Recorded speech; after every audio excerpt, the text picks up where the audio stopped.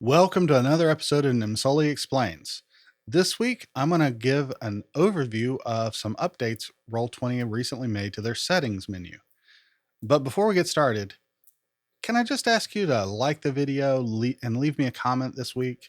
I really want to know what you're thinking. I want to know what would help you in your game. I'm about to switch into some new stuff, so I'd like to know exactly what it is that you're looking for. And I'd really appreciate that. Now, onto the settings menu. Well, the settings menu did get a really big update recently, and today I'm going to go over what I know about it at least and show you how it works. So they've now grouped them in different areas that collapse, which is new. Personalization and display allows you to change your name. Uh, Characters pop out automatically. These are all features that were there before.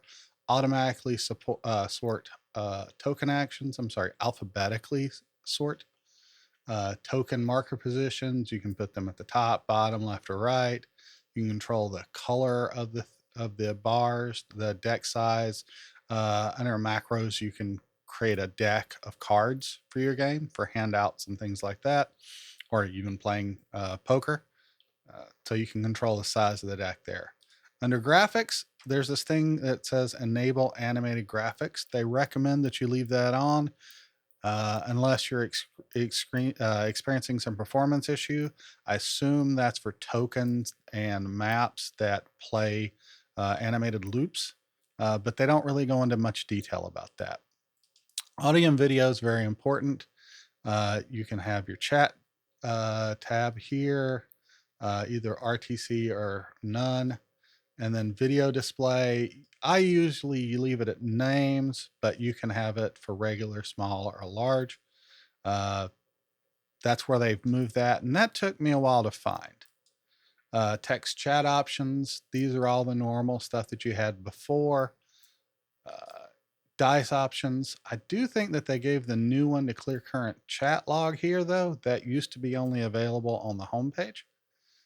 Dice options, advanced dice, 3D dice, automatically roll dice. These are all still there. Now, this is very useful here. This is now a listing of all the shortcuts that I showed you guys a few episodes ago. And this is all in one place, so you can reference it here, so you can see the different layers you can get to and different options that you can use to get to the different tools. So it's really nice to have it all there. And then this last group here is this thing called the transmogrifier, which is really neat.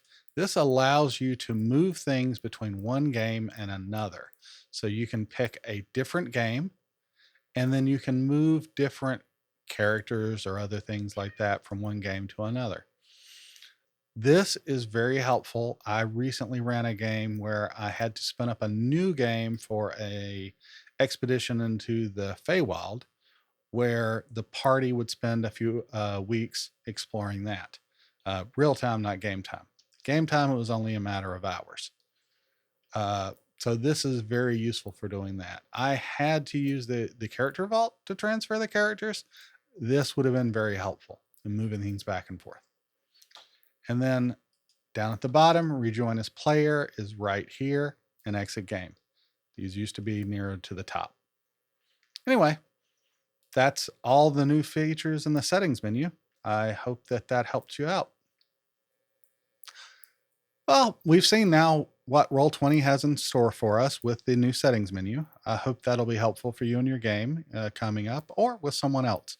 If you do know someone that could use help with this, send a link their way.